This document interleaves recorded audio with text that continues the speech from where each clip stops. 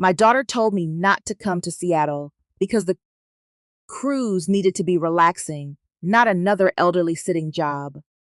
I was standing beside my packed suitcase when that message came through. My rain jacket was folded on top. My passport was already in my purse, and Cabin B612 was circled on my checklist in my own handwriting. I did not call her crying. I did not beg for my place back. I only typed, "I understand," then opened the drawer where I kept the cruise folder. Because before that night was over, I would see another woman's luggage tag on my cabin, and one paper they forgot about still had my name on it. Stay with me, because what happened after that message taught me how quietly a family can start managing you instead of loving you. My name is Whitney Lane. I am 69 years old. I live in Bellingham, Washington, and I spent 31 years working as a ferry terminal ticketing supervisor. I know names, manifests, boarding rules, and the way people act when they hope paperwork will not be checked. That is why I should have noticed sooner. On my bed was the cruise checklist I had made in blue ink. Cabin B612 was circled twice in my handwriting, close enough to the elevators, but still on the side where I could watch the shoreline. My passport was in my purse, my walking shoes were by the door, and the only thing missing was the luggage tag Eva had promised to send. I typed, "I understand." My thumb shook before my voice ever got a chance to. Then I opened the bottom drawer of my desk and pulled out where I kept the cruise papers. Eva had laughed at that folder 2 weeks earlier while we sat at my kitchen table under the yellow porch light. "Mom, everything is digital now," she said, sliding my printed confirmations into a neat stack like she was clearing crumbs. I let her do it because she was my daughter. After my husband, Martin, passed, I kept a small travel fund in a bank envelope behind the flour canister. Martin had always wanted to see Alaska. He used to watch glacier documentaries with black coffee in his hand and say we would stand on a ship deck one day and see that blue ice for ourselves. He never got the chance. So I bought the cruise for Eva, Randall, and me because I wanted one family memory that still carried Martin with us. When Eva offered to handle online check-in, I was grateful. Randall said he would handle the excursions, and at first it felt thoughtful. The first small thing was the missings email. The final confirmation from the cruise line never came to me. Eva said it probably went to spam, and Randall told me not to worry because he had everything saved. The next small thing was the cabin. Randall said I should move nearer the elevators, then changed the subject when I said B6112 was already near enough. Eva touched my wrist and said, "Mom, let Randall handle the travel papers. Every little thing." That was what she called the trip I had paid for. The next evening, Eva invited us for dinner. She called it a simple meal before the big trip, but when I pulled into her driveway, Randall's parents were already there. Howard Morrow's silver pickup sat at the curb, and Patricia's red scarf hung over the back of a dining chair. Randall smiled too fast and said it would be relaxing if everyone stayed realistic about what they could handle. Eva kept stirring the salad. I sat down and saw 4 luggage tags on the kitchen chair beside the mail basket. 4, not 5. I saw Randall's name first, then Eva's, then Howard Morrow's. The last tag was half tucked under a grocery flyer. I reached for it before anyone spoke, and the room went quiet. Patricia Morrow. Cabin B6112. I looked across the table at Eva and asked, "Where is mine?" She folded her napkin, pressed it beside her plate, and said, "We'll talk after dinner." Mom Eva's eyes went to the tag in my hand, and for 1 second she looked like the little girl who used to hide broken dishes behind the bread box. Then Randall cleared his throat, pushed back his chair, and took over the room. He said, "Whitney, there is no need to make this uncomfortable. The Alaska excursions involve walking, stairs, long waits, and cold air. We decided it would be better if you rested at home." I kept holding Patricia's tag. The plastic sleeve was warm from the kitchen light. Cabin B6112 sat under her name as if it had always belonged there. Howard looked down at his plate. Patricia reached for her water glass and missed it the first time. Eva folded and unfolded her napkin, still not looking at me. Randall leaned back with that tired little smile people use when they want cruelty to sound practical. We cannot build every vacation around your mother's pace, he said. Your mother, not Whitney, not the woman who bought the tickets. Just your mother, as if I were a weather delay or a sore knee. Would you have spoken up right there, or waited until you had proof? I hated that I still wanted Eva to look at me and say she was sorry. She finally spoke, and her soft voice hurt worse than yelling. Mom, maybe this is the sensible choice. A chair leg scraped against the floor. Howard carried his plate to the sink, even though half his dinner was still on it. I set Patricia's tag back on the chair. Then I asked Eva, when were you planning to tell me? Eva pressed her lips together. Randall answered for her. After the cruise would have been kinder. That told me enough. I drove home with both hands on the wheel. In the rearview mirror, Eva's yellow porch light followed me until I turned the corner. At home, my suitcase still stood by the bedroom door. I walked past it to the kitchen, where my old mug from that morning sat beside the sink. The house was so quiet. I heard the drawer slide open in my desk. I placed the blue folder on the kitchen table and pulled the bank envelope from the front pocket. Inside was the receipt I had kept because old habits do not leave a woman who spent her life checking names against tickets.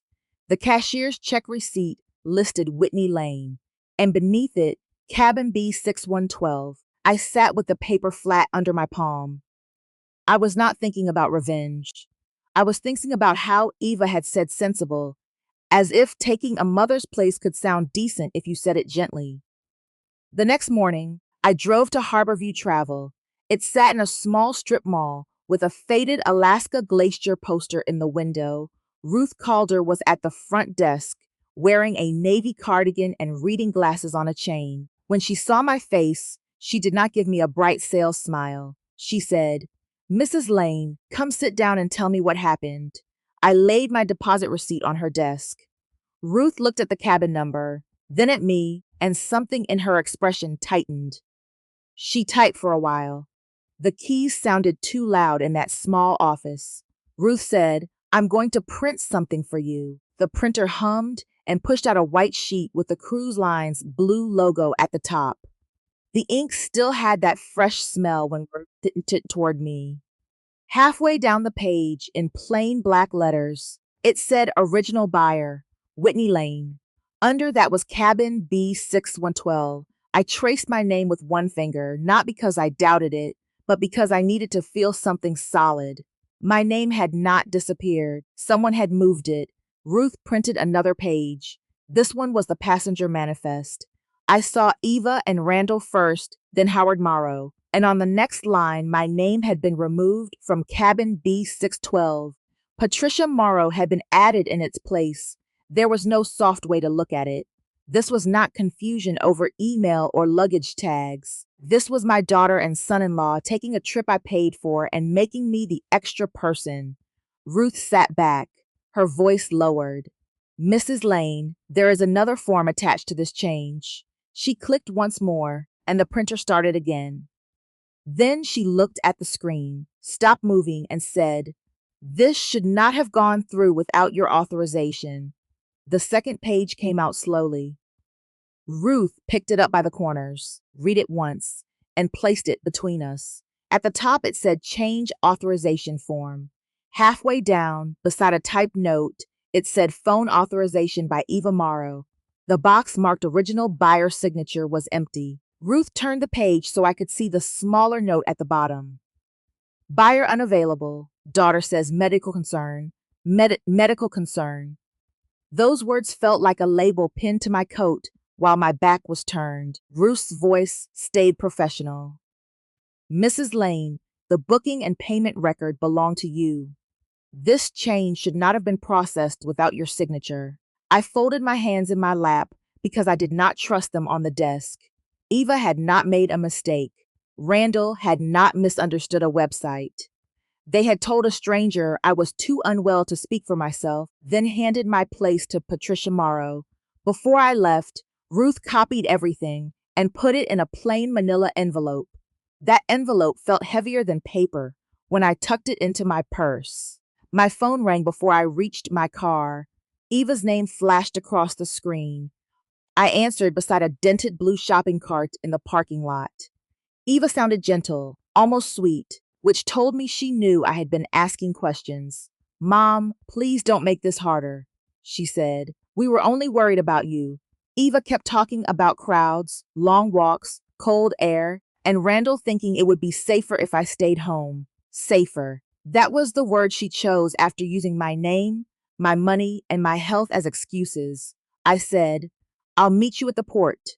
There was a pause. Then Eva said, "Mom, don't embarrass yourself. Have you ever noticed how people call it embarrassing only when they are afraid the truth will be said out loud?" The Port of Seattle cruise terminal was already busy when I arrived. Families rolled bright suitcases over the polished floor, and a sign above the counter showed the Alaska sailing. I saw Eva and Randall before they saw me. Randall stood at the check-in counter with his passport in one hand and his other hand resting on Patricia's suitcase handle. Howard hovered behind him, while Patricia wore a pale blue jacket and held the luggage tag marked B6112. They looked ready. Worse than that, they looked pleased. A woman at the counter checked the screen and frowned. Her badge said Naomi Brooks, check-in supervisor. She typed again, slower this time, and said there is a hold on Cabin B612 because of an original buyer dispute. Randall's shoulders stiffened. He gave Naomi the same reasonable smile he had used at dinner. "My mother-in-law gets confused with travel paperwork," he said. "She was supposed to stay home." Eva added softly, "My mother gets overwhelmed now. We were trying to help her avoid stress." That was when I stepped forward. I placed the manila envelope on the counter, opened it, and slid the cabin invoice toward Naomi. The paper looked clean under the terminal lights, with the blue cruise logo at the top and my name in the middle. Original buyer, Whitney Lane. Cabin B6112. Naomi looked from the page to me. I said, "Ruth Calder is available by phone if you need her." She printed the records this morning. Randall gave a short laugh that was not a laugh at all. "This was a family adjustment," he said. Whitney agreed to stay home. I took out the second page and placed it beside the first. Naomi read the change authorization form. Her finger stopped on the blank signature box. Then she read the note about Eva's phone file authorization and the medical concern. The people in line behind us had gone quiet enough that I could hear suitcase wheels clicking across the floor. Naomi picked up the desk phone and made a call. She spoke low, listened, then hung up. "The transfer cannot be accepted without the original buyer's authorization," she said. "Cabin B612 remains under Whitney Lane's booking record." Patricia lowered the luggage tag until it hung from her fingers. Howard looked at Randall, not angry exactly, but smaller somehow, like he had just realized the gift had never belonged to his son-in-law. Eva's face went pale. Randall leaned toward me and said, "Fix this." I looked at my daughter first. "Not Randall." "Eva, you did not protect me from a trip," I said. "You removed me from the one I paid for." No one's answered. The terminal seemed to hold its breath around us. Naomi explained that Patricia could not board under my cabin transfer. If space was still available, Eva and Randall would have to pay the current full fare and resolve the disputed change separately. Otherwise, they would need to step out of line. Randall's mouth opened, then closed. Eva whispered, "Mom, please." I slid the papers back into the envelope. "I already did," I said. "I took my name back. I did not take that sailing.